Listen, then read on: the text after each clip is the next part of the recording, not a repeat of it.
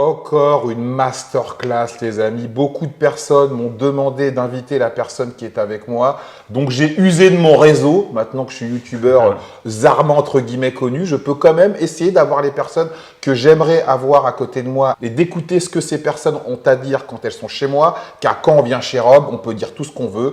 La vérité, rien que la vérité, sans langue de bois. C'est ça qui fait justement que vous aimez me regarder et m'écouter. Donc, je suis avec...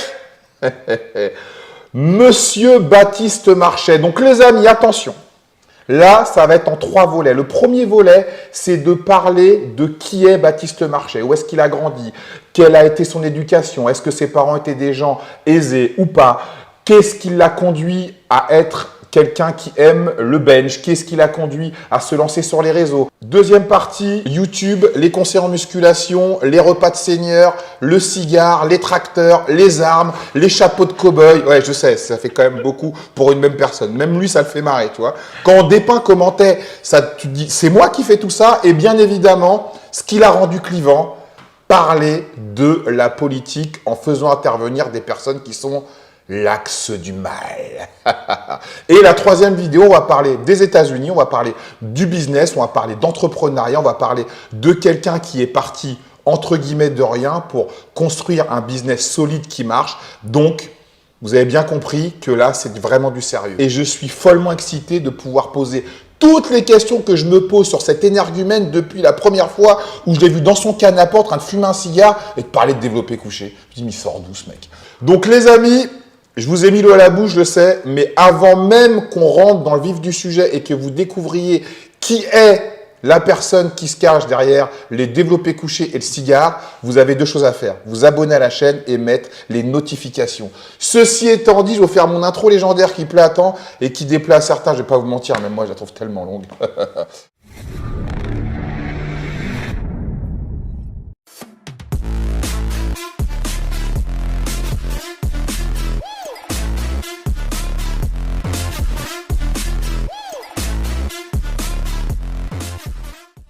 Les amis, si comme moi, quand vous rêvez le matin, vous avez la chance d'être de bonne humeur, car vous avez le bien le plus précieux qui existe. Je ne parle pas de l'amour, je ne parle pas de l'argent, je parle bien évidemment de la santé et que de surcroît, les personnes que vous aimez, et n'oublions pas celles que vous n'aimez pas, sont également en bonne santé. On peut le dire officiellement, aujourd'hui est un nouveau jour. Today is a new day.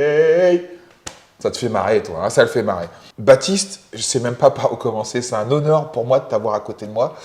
Donc, est-ce que tu pourrais me dire qui es-tu? Où est-ce que tu as grandi déjà pour commencer? Bah écoute, merci de m'avoir invité déjà, c'est sympa. Je suis aussi content d'être là. J'ai vu plusieurs de tes entretiens, donc j'étais assez. Enfin, quand t'es passé par Hugo pour me demander, j'étais assez content. Je me suis dit, ça va être Donc, bon, une bonne chose à faire, quoi. Je tiens à le dire, bon, voilà, je suis passé par Papacito. Bon, les gens vont me targuer parce que Papacito, c'est Axe du Mal. Pour pouvoir comme avoir c'est un de Baptiste. mes meilleurs potes, c'est plus pratique. C'est la famille, quoi, c'est la famille. Donc alors, dans cette première partie, j'aimerais que les gens découvrent qui tu es. À savoir, où est-ce que tu as grandi. Pour les gens qui ne savent pas encore, hein, parce que j'ai... Ah, tu en as déjà parlé? Plein de fois. Bon, ben, on va en reparler. Hein, quand même. Ça, toi, au moins, les gens pour qui ne savent pas vraiment, les gens qui n'ont pas capté tes tests qui disent la personne que tu étais. Donc, d'où viens-tu? Alors moi, je suis né à Paris, mais j'ai jamais vécu à Paris. J'ai vécu en gros en banlieue. Quand j'étais plus jeune, en banlieue, type HLM, etc. Et après, j'ai grandi entre l'Oise, enfin la Picardie, quoi, et le Val d'Oise, en gros. Et donc, quel est le regard que toi, tu avais sur la banlieue quand tu as grandi? Est-ce que tu étais du 95, tu m'avais dit, d'accord? Villiers-le-Bel? Ouais, j'étais à l'école à Villiers-le-Bel, notamment. Ouais. Bah, le regard d'un... Je sais pas quoi te dire, c'est... Quand t'es petit, t'as pas de biais politique ou de trucs comme ça, tu vois les choses telles qu'elles sont, tu vois. Et c'est pas des endroits qui sont plaisants à vivre. Il y a tout ce qu'il faut en vérité, hein, en termes d'installation, etc. Quand j'étais dans le 95 dans HLM, j'avais 10 fois plus de trucs qu'après en Picardie. Hein. T'es resté jusqu'à quel âge en HLM dans le 95? Oh, je sais pas, une dizaine d'années en gros. D'accord. Et t'as beaucoup plus d'accès à tout pour le sport, les machins, t'as tout ce que tu veux quoi, en fait. Mais c'est pas plaisant parce que ça craint. Moi, à un moment, j'ai vécu avec ma mère et ma sœur, donc toute seule, mère célibataire, c'était compliqué. Je me rappelle de ma soeur qui s'est fait suivre dans la cage d'escalier, ma mère qui essayait genre de, tu sais, un peu genre de la protéger et tout, mais bon, tu sais, c'est une petite femme de 50 kilos qui en a été obligée d'installer une porte blindée parce que, bah voilà, les trucs se faisaient cambrioler. Enfin, tu sais, c'est, voilà, quoi, la vie pas plaisante. De banlieue, les mecs qui respectent rien. Je me rappelle, moi j'ai des bribes de souvenirs comme ça, mais qui m'ont marqué, de trucs qui, je pense, plus tard ont joué, tu vois. Moi je me rappelle d'un monsieur, c'était un black qui venait avec son fils à la salle de muscu, puis un jour je lui dis, il venait toujours avec son fils, puis un jour il vient avec un deuxième fils, tu vois. Et je lui dis, mais ça y est, tu mets tous tes fils à la muscu et tout, tu sais, je devais avoir 15 ans, tu vois. Et il me dit, ouais, il dit, mais moi j'ai toujours aimé le sport, je suis entraîneur de foot et tout, à Goussainville, donc c'est une ville qui était pas loin, pareil, c'est le même genre de ville. Et je lui dis, ah ouais, tout c'était entraîneur de foot, il fait, ouais, mais j'ai arrêté, j'en peux plus, ils font n'importe quoi, l'équipe, ils cassent les voitures sur le parking, ils se battent, j'ai dû aller devant la police et tout, parce qu'ils ont volé, je sais plus quoi, genre des gens qui étaient venus assister à un match, enfin des trucs comme ça, tu vois. Et le mec il dit, moi j'adore le foot et tout, mais j'arrête et tout. Il était archi triste, le mec, tu vois. Et tu fais, putain, tu vois, c'est terrible parce que c'est ce genre de mec, lui, ma mère, des gens comme ça, c'est les habitants de la banlieue qui subissent. C'est ceux qui y vivent pour de vrai et qui sont honnêtes, parce qu'il y en a plein. Et en fait, ces gens, ils subissent, et en fait, tu te sens abandonné.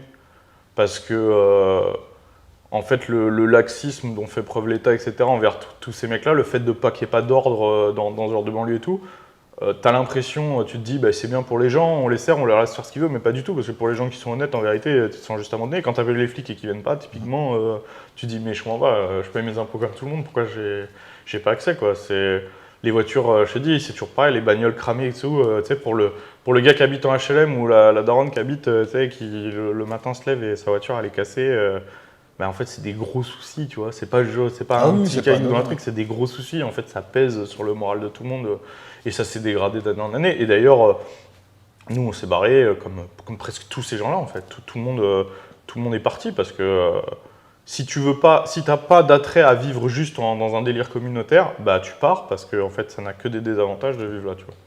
Donc, toi, tu as pu partir parce que bon, tu as eu ta mère qui a pu avoir les moyens Non. de. Non, même pas. Non, bah mec, en Picardie ça vaut moins cher qu'en banlieue. Ouais. Hein. C'est pas vrai. Les gens ils vivent pas en banlieue parce qu'ils n'ont pas les moyens de vivre autre part. Tu crois que dans la Creuse ça vaut plus cher que à Villers-Belle? Mais donc, pour quelle raison ils restent Comme enfermés je t'ai dit, c'est dans la banlieue un truc communautaire. Les gens qui restent aujourd'hui en banlieue, c'est que des gens qui veulent vivre dans leur communauté, tu vois. C'est tout. Ils restent là parce que c'est plus dur. Et puis parce que je te dis, il y a aussi l'accès à tout, tu vois, en banlieue.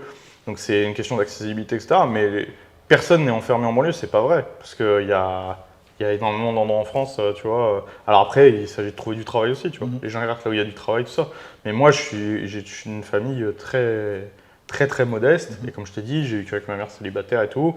Et quand elle s'est remariée, on est parti en Picardie, enfin la frontière de la Picardie, on va dire, on s'est exporté un petit peu parce que bah voilà, il y avait une maison qui était super très vieille, il y avait beaucoup de travaux à faire, donc c'était une occasion, tu vois, de pouvoir acheter quelque chose. Le fait qu'elle soit remariée, bah, 2 salaires, c'était un peu plus possible, mais c'est des tout petits salaires, tu vois, donc c'est pas l'argent qui nous faisait rester en banlieue ou quoi. C'est juste que avant c'était bien. Quand à l'époque où mes grands-parents sont installés, c'était bien la banlieue. Puis quand c'est devenu ce que c'est devenu aujourd'hui, ils sont partis, c'est tout. Hein. Et tu penses que le fait d'être blanc, avec une mère célibataire blanche, oui, bien sûr. C'est un facteur encore plus. Bah, comme je te dis, en fait, le truc, c'est que t'as pas. En fait, si t'es.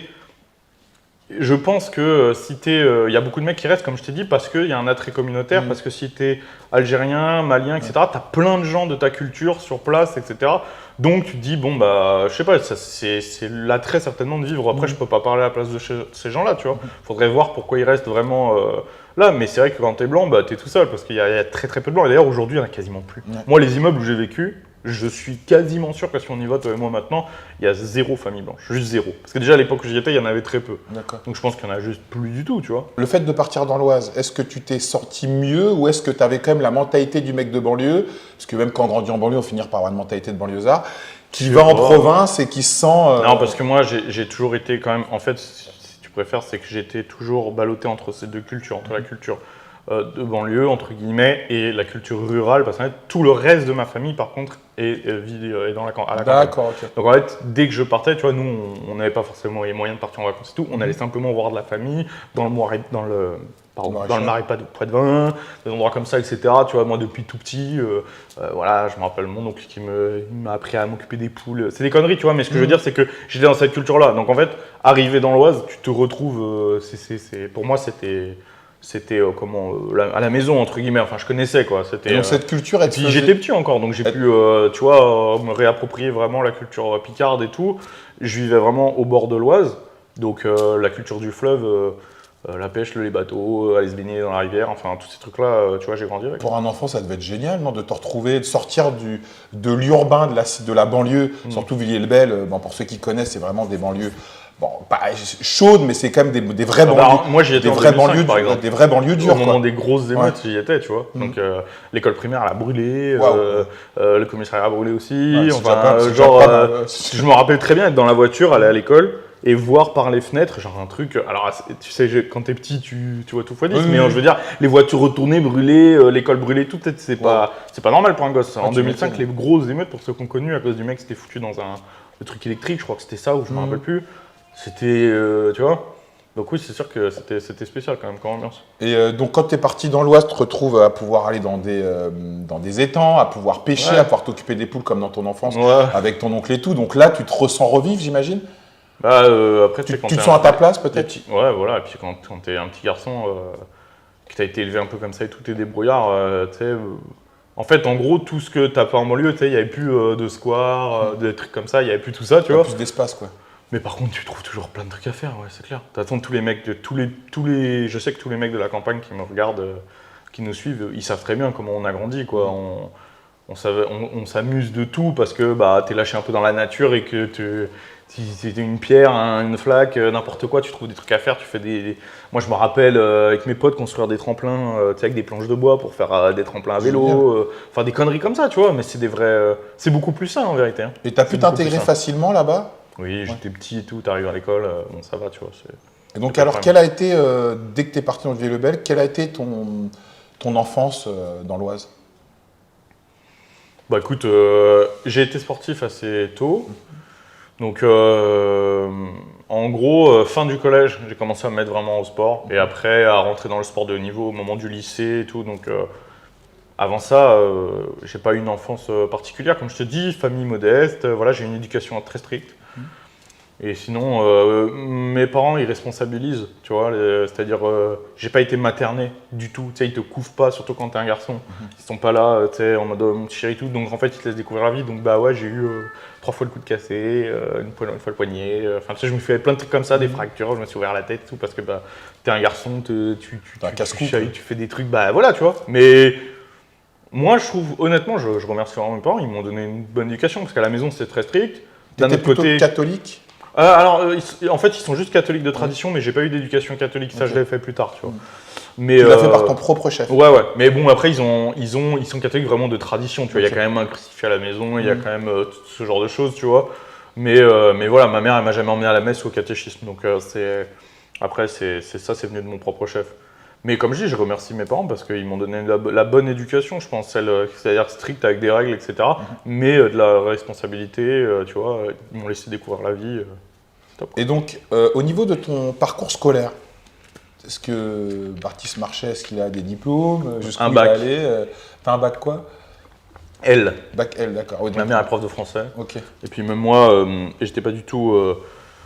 Bon, moi, j'ai détesté l'école. Et je déteste Qu'est-ce encore que c'est aujourd'hui. étonnant de détester l'école Ouais, en et puis, France? et puis encore aujourd'hui, tu vois, je vais pas faire le vieux con en gros, tu sais, après à dire à tes gosses, ouais, il faut que tu travailles bien à l'école et tout. Non, c'est de la merde, vraiment, je le dis. Le système d'éducation nationale, il est horrible. Moi, j'ai détesté jusqu'au lycée. Au lycée, j'ai vraiment passé du super moment parce que bah, j'allais plus en cours, tout simplement. J'avais voyé mes potes et que je passais du bon temps et que tu vas au cours que tu veux, et voilà, tu vois. Donc, je suis arrivé au bac, j'avais le 2e record d'absence du lycée. Bravo. Et la première devant moi, elle avait un cancer, donc Ah. ça compte pas trop. donc sinon, mal, c'était ouais. moi, tu vois, juste derrière. Enfin voilà, tu vois, j'habitais pas loin du lycée, pour donner un ordre d'idée, ce que je faisais au bac blanc, c'était le bac blanc, tu vois. Et dès le début, genre au bout de 10 minutes, je dis au prof, je peux aller aux toilettes? Il me dit oui. Je suis sorti du lycée, je suis rentré chez moi, j'ai joué au PC pendant 3 heures, je suis retourné à la fin du truc. Et il y avait un pote à moi qui attendait que je revienne. Mais il savait, les gens m'avaient vu me barrer, tout le monde savait que je m'étais barré. Et en fait, il demandait au prof, je suis allé aux toilettes, et le prof, il lui disait, oui, mais quand va-t-il s'y revient? D'accord. Et mon pote, il en pouvait plus, il disait, mais il va pas revenir. Mais voilà, tu vois, c'était vraiment. Donc c'est pour ça que j'ai passé de super bons moments, et c'était vraiment des très bons souvenirs. Mais l'école en soi, c'est vraiment énormément de temps perdu. Je me suis cultivé totalement à côté de l'école, totalement après l'école. Tu t'es cultivé pendant que tu étais à l'école et que tu faisais l'école buissonnière ou Ouais, pendant et après, D'accord. vraiment. Enfin, voilà, tu vois. Je pense que, de toute façon, notre système d'éducation est super mal fait. Il est super mal fait. Tu restes 7 heures, 8 heures de cours par jour. C'est énorme. C'est énorme par rapport à n'importe quel autre système d'éducation qui sont bien plus performants que le nôtre, que ce soit en Europe, genre en Finlande, etc., au Japon, où leur système d'éducation est beaucoup plus performant et les mecs ont 4 heures de cours, tu vois. Enfin, des heures et des heures à apprendre des trucs qui sont complètement inutiles, qui sont des spécialisations. Et puis en fait, on t'entraîne juste à avoir de la mémoire. En gros, on récompense les mecs qui ont une putain de mémoire de cheval, qui savent tout bien réciter par cœur. Pas grave s'ils sont pas intelligents, pas grave s'ils sont pas logiques, on s'en bat les couilles. Du moment que tu sais bien réciter ce qu'on t'a appris, c'est bon, tu vois. C'est vraiment, c'est honteux. Même, je trouve que franchement, il fout la honte notre système d'éducation, tu vois. Les programmes sont dépassés à mort. Les profs, c'est que des vieux boomers de gauche insupportables. Enfin, vraiment, c'est infect, vraiment, tu vois. Et franchement, je suis sûr qu'il y a énormément. Alors après, il faut voir pourquoi tu sèches l'école, pourquoi tu branles rien à l'école. Tu as des gens qui veulent juste rien branler. Mais je pense que tu as plein de jeunes qui ont bien mieux à faire, qui se cassent en apprentissage, qui apprennent un métier, ou même qui vivent de leur passion à côté, qui essaient d'apprendre des trucs par eux-mêmes. Et laisser tomber l'école, parce que vraiment, à part si tu veux faire un cursus, en fait, tu es obligé d'y passer quand tu veux un cursus voilà, universitaire, machin, que tu veux viser un métier, tu vois, tu as un métier, c'est ta passion, bah, tu vas devoir te taper des dizaines d'heures de trucs qui te servent absolument à rien, et c'est terrible, tu vois, parce que tu pourrais déjà peut-être commencer à t'avancer et apprendre pour ton métier. Non, le système mec ne qui te veut permet être, pas. t'as les petits garçons, ils veulent être paléontologues parce qu'ils kiffent les dinosaures, va falloir qu'ils se tapent des heures et des heures de maths, de trigonométrie, etc. Aucun rapport. Aucun rapport avec le paléontologue. Mais comme il faut qu'il fasse un cursus scientifique, va falloir qu'il se tape absolument tout ça. Et en fait, bah, il y en a plein que ça dégoûte même parce que, voilà, tu vois. Donc, moi, j'avais pas de visée comme ça. Mais bien que toi, par exemple, tu avais un métier de rêve quand tu étais plus jeune? Quand j'étais tout petit, peut-être, mais après, non, j'avais pas de métier de rêve, tu vois. Ce que je voulais, c'était me barrer de l'école déjà, tu vois. Et donc, une fois que tu as eu ton bac L, qu'est-ce que tu as fait? Tu es rentré dans la vie active? Le truc, c'est que là, à ce moment-là, quand je suis arrivé au lycée et que j'ai commencé le sport, j'ai commencé le sport, puis le sport de haut niveau. Là, c'est devenu ma passion. Tu faisais quoi c'est comme devenu sport mon de but dans haut la niveau à vie. l'époque? Je faisais du développé couché. Déjà développé couché, Ah ouais, d'accord. ouais. Ok. Je faisais du développé couché, j'ai fait mes premières compétitions internationales, j'avais 16 ans. D'accord, ok. Donc j'étais déjà dans le but de devenir professionnel et de vivre de ça. Donc pour moi, ça y est, c'était tout tracé. Et à partir de ce moment-là, j'ai mis toute ma vie autour de ça. Je me suis dit, il faut arriver à ça. Et donc, bien sûr, c'est très compliqué parce que tous les gens te disent. Moi, je me rappelle, et je en croise encore aujourd'hui, des gens qui me disaient, Baptiste, tu pourras pas vivre de ça. Surtout, c'est pas un sport qui fait. Voilà, un sport roi, c'est ça, c'est pas le foot. Tu feras pas c'est ton le métier, tennis. fais quelque chose. La muscu, c'est pas un métier, machin. Donc, tous ces mecs-là aujourd'hui m'achètent des programmes. Ah oui, j'imagine. Voilà. Tu as bien te bouffer. Donc c'est ça, parce que évidemment, tu vois, c'est très compliqué de dire ouais, je sens tout autour de l'entraînement, moi je veux être champion de record, etc. Les gens, ils y croient qu'à moitié. Après, quand tu commences à vraiment performer et tout, là, ils commencent à croire. Mais ce qui est dur, c'est tout le début, quoi. Donc, quand je suis sorti du lycée, je me suis dit, bon, il me faut un métier qui me rapporte assez pour financer tout ça. D'accord. Et donc là, l'optique, simplement, c'était que tu as un métier alimentaire qui te permet de financer ta passion et l'entraînement, etc.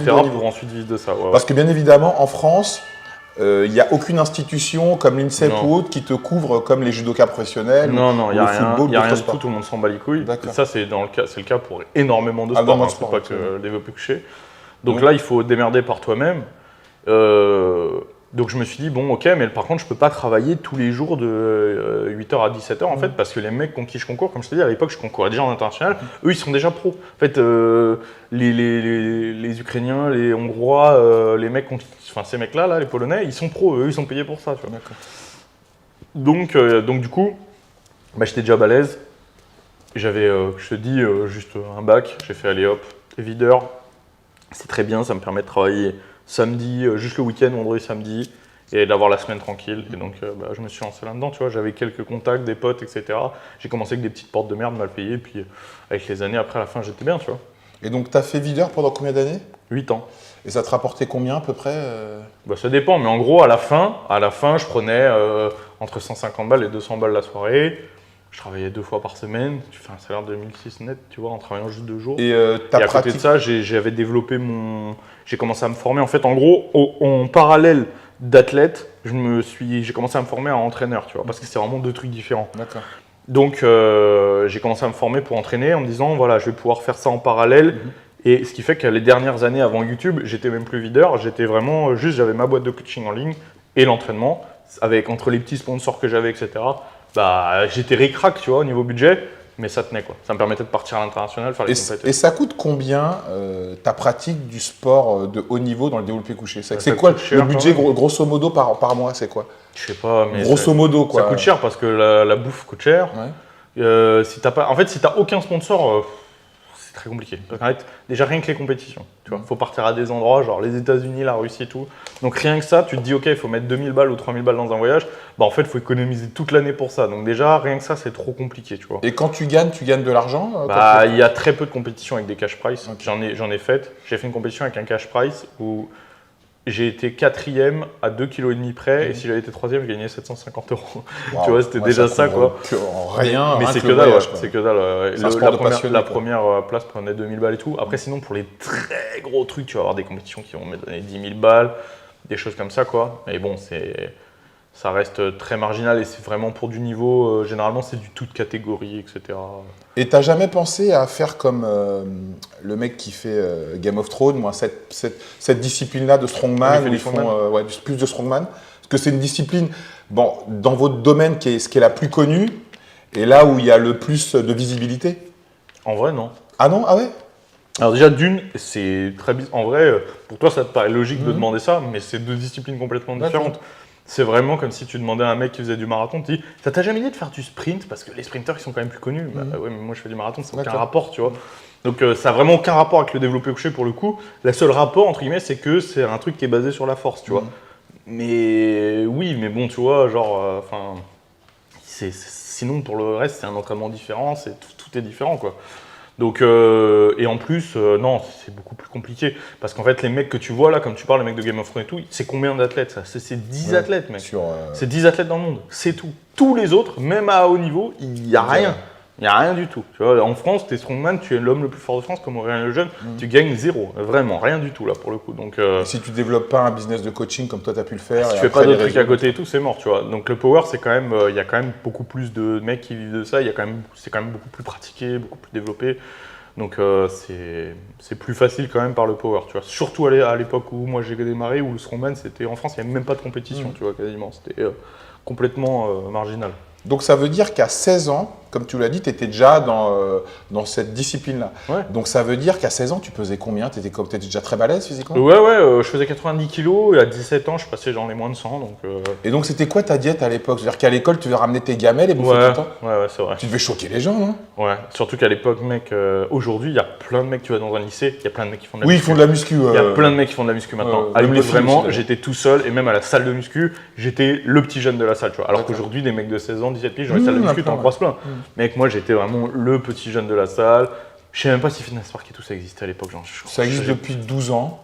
Ouais, donc tu vois, c'était les débuts. Oui, et encore, il n'y en avait pas dans des villes comme la tienne. Non, c'était à Paris. C'était à Paris. Ouais, c'était vraiment le début. Donc tu vois, moi, tu allais dans des salles de sport associatives. Mais voilà, ouais. Enfin, c'était, voilà, tu vois, c'était vraiment… Et donc, à 16 ans, quand tu allais à l'école, c'était quoi ta diète journalière?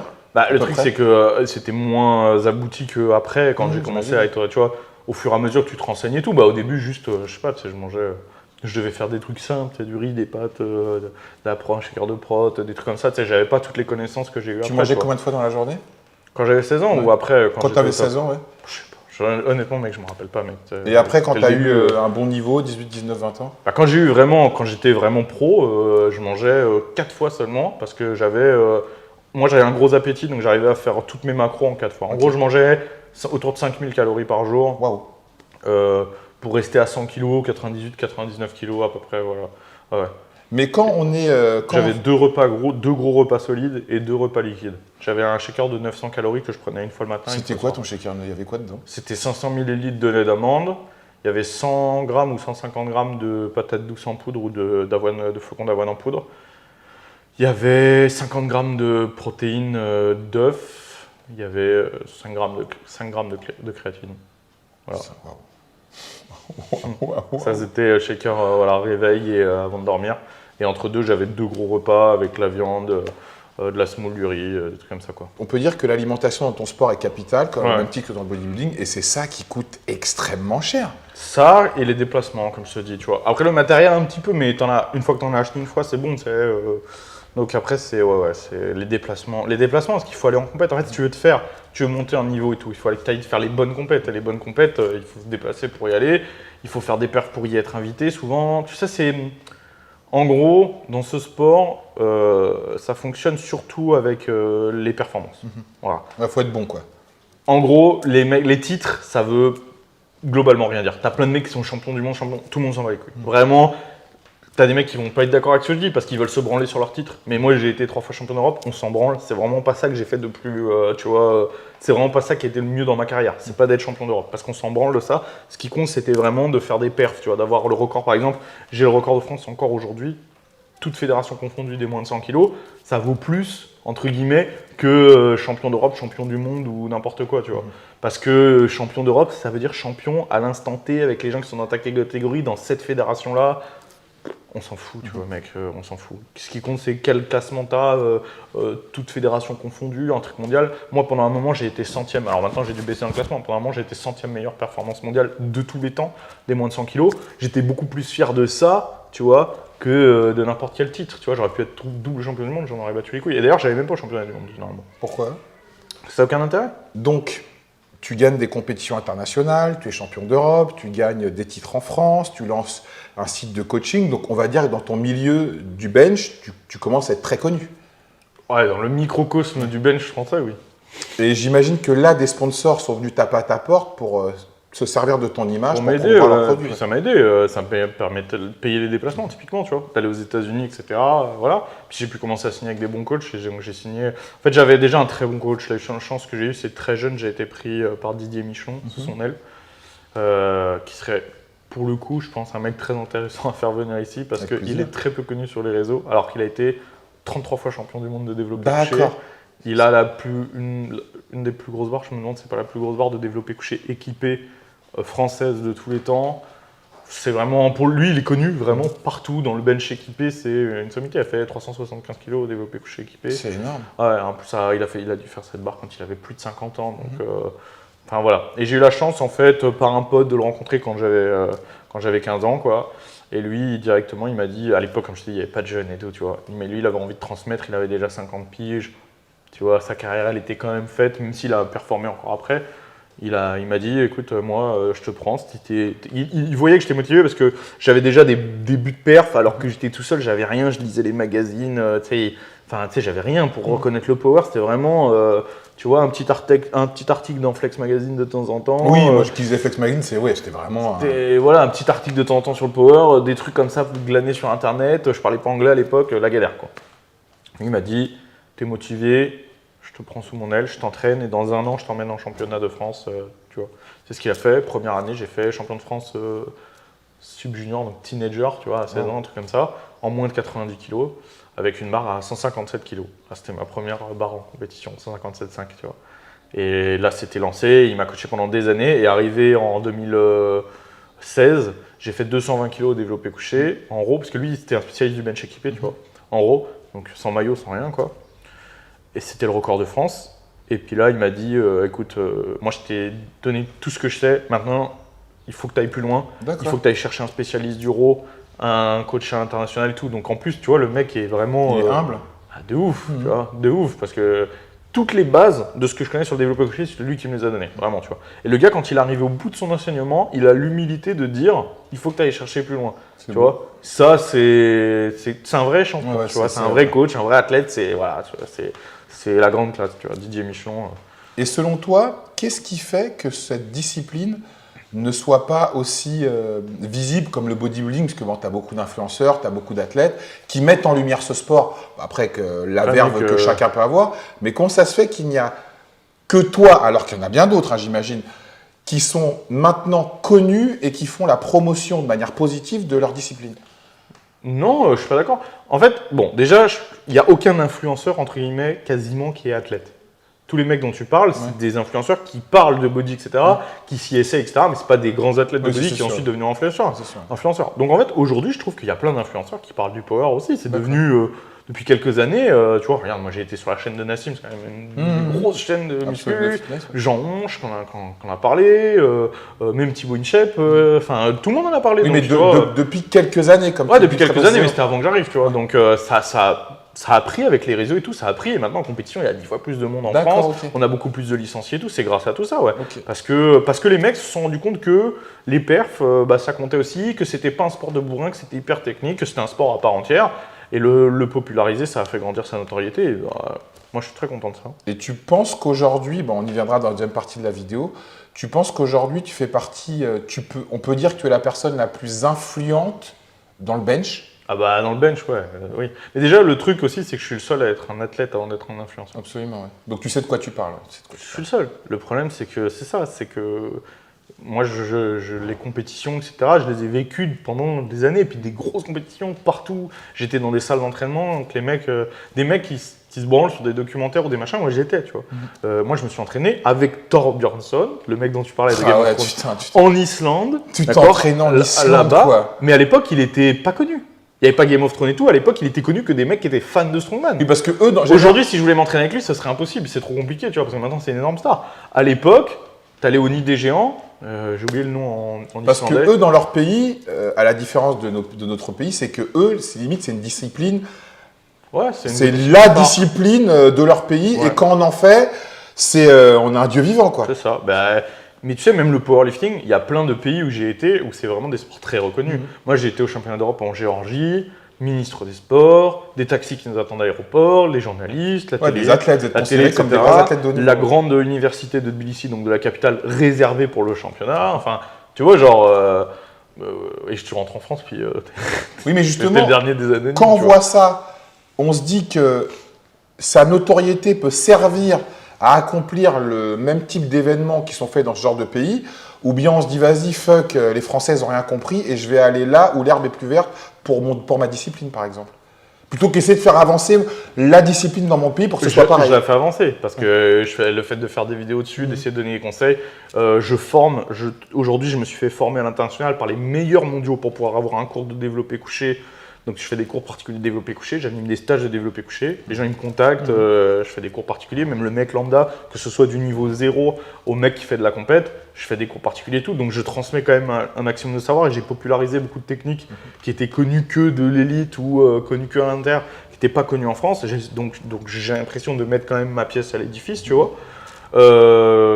Mine de rien, j'ai quand même un peu popularisé le sport avec la chaîne YouTube, même si c'est vrai que j'en parle pas énormément, mais j'en ai fait un peu sur la chaîne. Donc quand même, tu vois, je mets ma pièce à l'édifice. Après, on ne changera pas. Le problème, c'est que c'est pas à notre niveau qu'on peut faire quelque chose ou non. Le truc, tu vois, il y a Kevin Meyers, tu vois, qui c'est un immense athlète, record du monde de décathlon. Donc décathlon, c'est 10 disciplines d'athlétisme. Donc c'est un sport.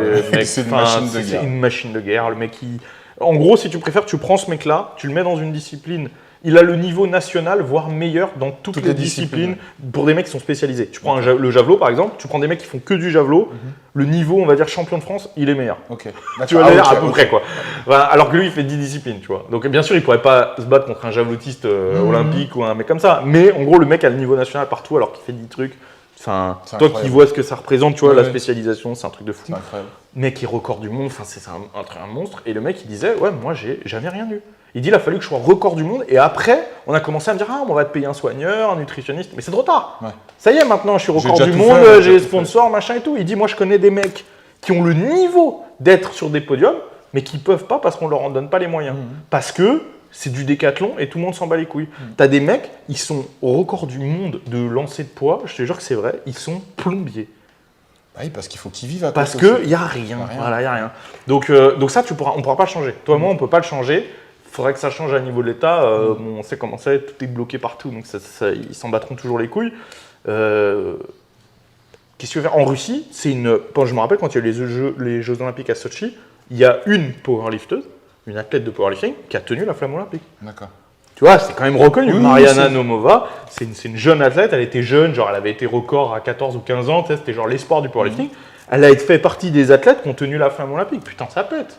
Oui, tandis qu'en France, ça rejoint ce que tu disais sur le fitness ou la musculation. Comment tu Ce ne vas sont les pas des athlètes qui sont les gens les plus connus quand font la promotion. Bon, j'aime beaucoup Mais même Thibaut si Inchep, c'était le cas, j'irai contre même si lui, mais c'était le cas, ça ce serait change plus rien. des gens comme ça qu'on mettrait en avant, alors que les vrais athlètes eux-mêmes qui investissent et qui ont des titres reconnus dans leur discipline, européens, mondialement, eux par contre, on les calcule pas. Mais mec, même dans des grosses disciplines comme la boxe, tu vois, aujourd'hui Tony Yoka, il a la chance d'avoir une grosse couverture médiatique Absolument, parce qu'il est in, tu vois, il est entre in. guillemets. Donc, mais même lui va finir par aux États-Unis parce qu'on lui donne quand même pas les moyens De faire ce qu'ils peuvent. d'être, de potentialiser, tu vois, de se potentialiser. Alors que je te dis, il a déjà beaucoup plus, tu vois. Moi, je connais bien, je suis pote avec Johan Duopa, d'accord, qui est quand même un des plus grands champions français de boxe anglaise, qui a combattu pour la ceinture poids lourd contre Wilder. Enfin, je sais pas si tu vois. Le mec, c'est un anonyme complet. Ah mais je le connais pas. Il par a exemple. jamais rien eu. Non mais pas. mec, Ouais, je c'est Johan Duopa. C'est une sommité. Le gars, mais donc même dans ces grosses disciplines-là que la boxe, on s'en bat les couilles. Tu fais pas du foot, tu fais pas du tennis, on s'en branle, t'es personne, c'est tout. Ou Tu vois. bien, On n'a pas de politique des sports en France. C'est terrible. On a organisé, c'est simple, l'année où on a décidé qu'on organisait les Jeux Olympiques, en même temps, on a retiré plus de 20 millions du budget des sports. Wow. La même année. Donc en fait, on fait des Jeux Olympiques, mais on fait rien pour avoir des athlètes. On va organiser des Jeux Olympiques où on va pas avoir d'athlètes français sur les podiums, si tu mais préfères. par contre, tu on vois. fait croire qu'au monde qu'on peut organiser. On les organise, mais c'est pour que les autres ils viennent, tu vois, performer quoi. C'est en fait, et tu vois, moi je me rappelle d'une histoire d'une athlète chinoise, tu vois, qui a gagné Roland Garros féminin. Bon, j'y connais rien en tennis, mais il me semble que c'est ça, tu vois. Elle a gagné Roland Garros et elle a renoncé à sa nationalité chinoise parce que le régime chinois lui prenait 50% de ses gains. D'accord. Ok. Et les gens ils disaient bah attends c'est normal, t'imagines tu gagnes et le régime il prend. Mais moi mec, mais je suis pas d'accord. Parce que si elle est championne de Roland Garros, c'est entièrement grâce à la Chine. Est-ce que c'est la Parce qu'en Chine fait, qui quand l'a- elle avait 6 ans et qu'elle Ouais, était dans ils son l'ont école pris de en merde, main, ouais. ils sont venus, ils ont dit ah t'es bonne au tennis, ils l'ont pris en main, ils ont des meilleurs entraîneurs, les meilleurs coachs, les machins, ils l'ont monté, tu vois. Moi, si la France fait ça, bon mais ils peuvent prendre même 100% Ouais, je suis des d'accord, gains, tu vois. totalement d'accord. Si j'ai encore du monde, ils peuvent même tout prendre, j'en ai rien à branler. Donc c'est ça, tu vois, une politique. Moi, je sais de quoi je parle. Putain, je vis une partie de l'année aux États-Unis. Je sais ce que c'est qu'une politique sportive, tu vois, pour les jeunes. Quand tu vas les chercher au lycée, tu vois, puis à l'université avec des coachs diplômés d'État et tout, et que tu prends l'essence, la meilleure graine. Je le vois moi en basket, je le vois en football américain, hockey. en powerlifting aussi, parce qu'au Texas, c'est un des sports universitaires. D'accord. Je vois les mecs, tu vois, putain, tu vois, c'est. Les mecs, on leur donne des bourses, on les encadre, on leur dit, yo, vas-y, écoute, on va te donner un encadrement spécialisé pour que tu puisses quand même suivre les cours, parce que faut pas croire qu'on leur dit, genre, allez, les cours, on s'en bat les couilles, maintenant tu vas faire des touchdowns. Non, non, on va leur dire, ouais, c'est plus compliqué parce que tu gères ton entraînement, donc tu vas avoir un encadrement pour que le scolaire, quand même, ça suive et que tu puisses faire des belles études et tout. Mec, putain, tu vois, t'as des sélectionneurs NFL qui viennent à l'université, ils viennent voir les étudiants jouer, tu vois. Enfin. Et en France, en vérité, entre guillemets, c'est le cas aussi, tu vois. Dans le rugby, tu vas avoir ce genre de truc. Mais en fait, c'est juste que là, il n'y a rien qui est fait pour ça. C'est vraiment le sélectionneur qui dit, bah tiens, aujourd'hui, je vais aller voir jouer Mougin. Il y a peut-être de la graine à aller voir. Parce qu'il n'y a rien, tu vois. Il n'y a rien qui aura été fait pour ces mecs-là, tu vois. On a des stars. Dans le rugby, c'est le meilleur exemple parce qu'on a on est un pays de rugby. Dans le sud, c'est leur culture. Je peux dire, moi, je passe beaucoup de temps dans la région du bassin de Thau, etc. Tu vois, donc dans la région de Sète et tout, t'as des mecs, c'est toute leur vie le rugby et tout. Il y a des mecs qui pourraient devenir des putains d'internationaux, mais mon gars, il faut qu'ils aillent labourer le champ, il faut qu'ils aillent souder, il faut qu'ils aillent faire de la plomberie, enfin, tu vois. Et en fait, tu peux pas faire ça et être à niveau international. Le sport de haut niveau, c'est un truc qui est chronophage. Ça te demande une dédication, enfin, merde, c'est quoi le mot en français, tu as de dédier entièrement ta vie à ça. C'est jaloux, ça peut pas partager ta vie avec autre chose, tu vois. Moi, quand j'étais au top de ma forme en bench, j'avais une vie monastique, mec. Je mangeais, je m'entraînais, je faisais mes étirements, tu vois. J'avais 3 entraînements par semaine, le reste c'était de la récup. 8 heures de sommeil par nuit, minimum 8-9 heures de sommeil, des journées calmes, tous les matins étirements, des visites chez l'ostéo tous les 3-4 semaines, des soins en cryothérapie, des massages des tissus Ça profonds. coûte de l'argent tout ça. Ouais, des massages des tissus profonds. La journée, j'allais jouer aux cartes, au café à côté, tu vois, pour être tranquille.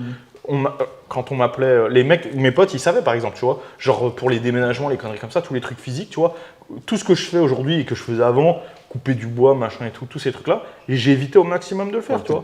Même la chasse, je me faisais des chasses plus tranquilles, je me faisais pas des gros treks comme là cette nuit, 5 heures d'affût, etc., d'approche, pardon, des trucs comme ça, parce que ça c'était de la calorie et trucs, tu vois, qui partaient pour autre chose, quoi. Donc je me privais de tous ces trucs-là, quoi.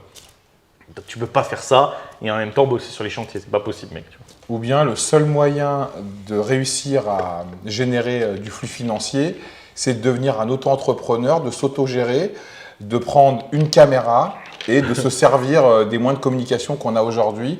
Comme ce que tu as fait, ça va être la thématique de la deuxième partie. Donc cette première partie, Baptiste, elle est incroyable parce que là, moi, j'ai pu découvrir qui t'es, découvrir un peu ton mode de pensée, savoir d'où tu viens, découvrir ton sport également, qui est un sport malheureusement qui est orphelin, où il n'y a rien, quoi, on lui donne rien. En France. En France, ouais, il sort de la DAS, quoi, on lui donne rien, quoi, il est en chien. Quand je suis arrivé au Texas, mec, j'ai découvert un monde. Putain, Brian Les mecs, Dobson. ils m'ont donné un. Tu sais, il faut savoir que les États-Unis m'ont donné quand même un visa de sportif de haut niveau. C'est C'est-à-dire que j'ai incroyable. été reconnu officiellement comme sportif de niveau par le gouvernement américain, mais pas par le gouvernement français. Moi, je ne suis pas sportif de haut niveau aux yeux de l'État. Non, mais c'est un vrai Ah, paradoxe. aujourd'hui, je ne le suis plus pour personne. Non, mais parce c'est un que je le vrai, suis c'est un vrai, plus. Mais à l'époque, c'est un vrai paradoxe quand même. bah, j'ai dit, mais c'est incroyable, quoi. C'est un vrai paradoxe. C'est C'est comme s'il disait, bon, bah, viens chez nous, quoi, arrête de rester chez ces D'ailleurs, fatigués. c'est Ouais. ce qu'il me disait tout le temps. hein. C'est ce qu'il me disait tout le temps. Bon, en tout cas, merci pour cette première partie. Deuxième partie, on va voir comment tu as réussi à te construire une image que tu avais déjà, la partager avec un plus grand nombre et que ça marche et que tu deviennes aujourd'hui la personne la plus influente dans ton activité, dans ton sport en France et l'une des personnes les plus importantes entre guillemets mondialement parce que maintenant les Américains t'ont adoubé et t'ont ouvert les portes du sport de haut niveau dans leur pays. Donc ça, rien que ça pour moi, et que tu t'entraînes au Metroflex et ta photo Metroflex, eh frère, tu peux mourir en paix, c'est bon, tu as fait ce que tu avais à faire. Donc les amis, c'est la fin de la première partie. Je ne sais même pas si je dois faire une conclusion parce qu'il y aura 3 parties. Donc en tout cas les amis, merci pour les commentaires que vous allez laisser. Soyez toujours courtois et polis, même si vous n'êtes pas forcément d'accord avec ce qu'a dit l'interlocuteur. Nous sommes des gens intelligents. Le débat, quel qu'il soit, il est de bon ton, mais qu'il soit fait avec courtoisie et politesse, c'est la base. Est-ce que je peux dire un petit mot? Oui, je t'en prie. Je conseille aux gens de regarder la suite quand même. Parce Oui. que là, c'était la partie sympa où Ah oui, là c'était je parle ça. de moi. Juste après, j'ai des trucs à dire quand même. Ah, ça va pas parler chinois les amis. Enjoy.